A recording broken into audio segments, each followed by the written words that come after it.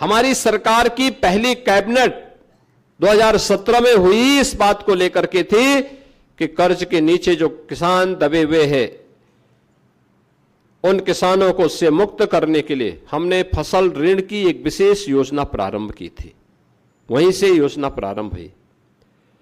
पहली बार उत्तर प्रदेश के इतिहास में लागत का 1.5 गुना दाम अन्नदाता किसान को प्राप्त हो और जगह जगह सरकारी क्रय केंद्र खोल करके उसकी उपज को खरीदने की कार्रवाई प्रारंभ हुई। दशकों से प्रदेश के अंदर जो सिंचाई की परियोजनाएं लंबित थी, उन सिंचाई की परियोजनाओं को प्रारंभ करने, उन्हें पूरा करने का कार्य किया। और मुझे बताते हुए प्रसन्नता है कि बाणसागर परियोजना हो, सरयू नहर राष्ट्रीय परियोजना हो या बुंदेलखंड से जुड़ी हुई परियोजनाएं, इन सभी परियोजनाओं को हम लोगों ने लग करके पूरा किया और पूरा करने के साथ ही 24 लाख हेक्टेयर भूमि को अतिरिक्त सिंचाई की सुविधा उपलब्ध करवाई है।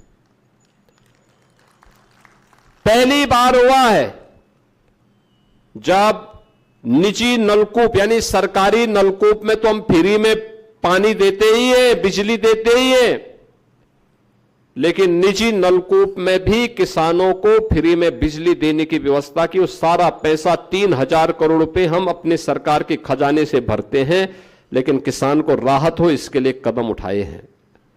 ये पहली बार हुआ।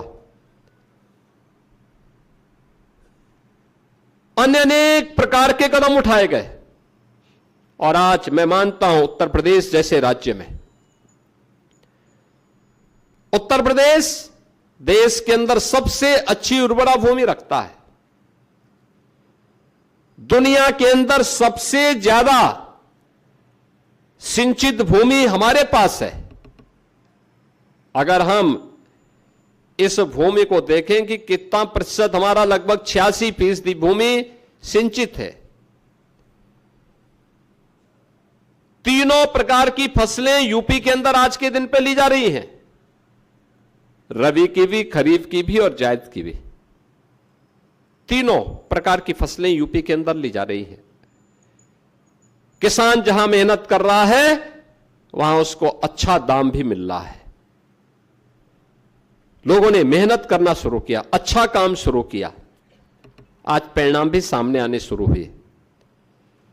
लेकिन किसान, हमारे अन्नदाता किसानों की मेहनत का परिणाम हमारे सामने आया। इसने उत्तर प्रदेश को समृद्ध राज्यों की श्रेणी में लाके खड़ा कर दिया, बीमारूपन दूर कर दिया यूपी का। 8% से कृषि विकास की दर को लगभग 18% तक पहुंचाने में सफलता प्राप्त की है हमारे अन्नदाता किसानों ने। खाद्यान्न में आत्मनिर्भरता के लक्ष्य को प्राप्त किया।